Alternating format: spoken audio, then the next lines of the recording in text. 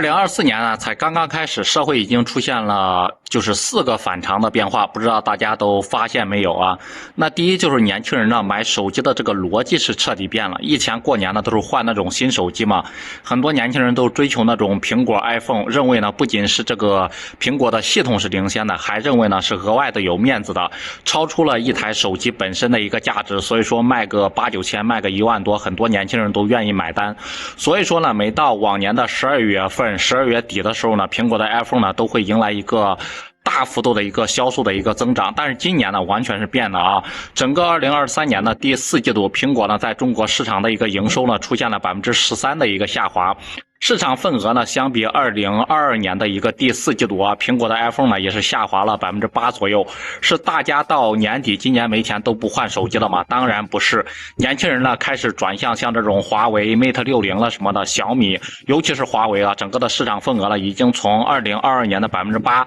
增长到2023年的12%，只用了仅仅1年的一个时间。那第二就是年轻人买衣服的这个逻辑也是变了。以前呢过年买这种新衣服啊，年轻人都是比较追求那种进口的奢侈品，包括追求那种西方的一个元素，认为呢西方呢就代表一种潮流，然后还让自己更加有面子。要知道呢，过年呢大家都是要回家的，面子呢也是一项工程。但是现在呢完全是变了，大家新年呀买新衣服的一个出发点完全是不一样了，品质包括和性价比呢成为了一个主要的选择。越来越多人呢开始拥抱这种国产。最近你包括各地的一个大降温，包括冬天嘛，羽绒服都卖爆了。但是你会发现呢，并不是那种进口的什么大鹅，包括北面有多大的一个增长，反而呢像咱们国产那种波司登、丫丫等羽绒服，全部都是买这种国产的羽绒服啊。那第三就是年轻人买汽车的逻辑也变了，以前呢都是追求那种进口的汽车嘛，像丰田了、本田了，日产车可以说在国内非常的风靡啊。但是现在呢，你会发现这些日系的车呢突然就不吃香了，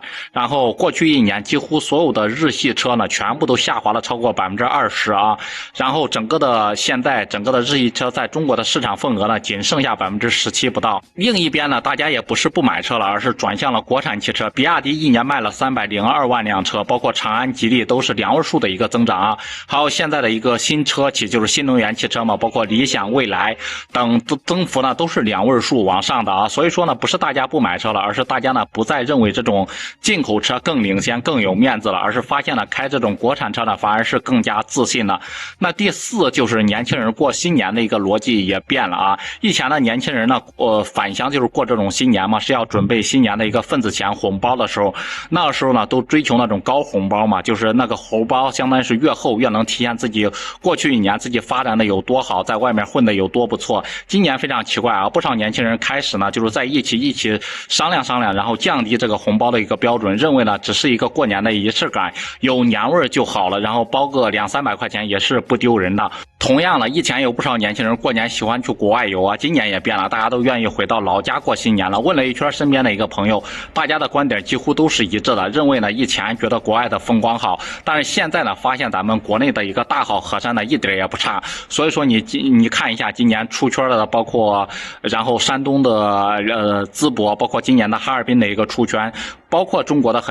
不少的一个中小城市全部都火了起来。不得不感慨啊，年轻人的一个消费风向呢是完全转变了。这4个现象呀看上去很反常，实际上呢都是我们希望看到的一个变化。越来越多的年轻人开始理性和自信，包括拥抱咱们的国产，拥抱传统文化，看清了消费的一个本质。这也意味着呢消费和自信呢正在回流。2024年呢，也就是这个年过完之后呢，我们将会迎来一场消费的高质量发展，大家觉得呢？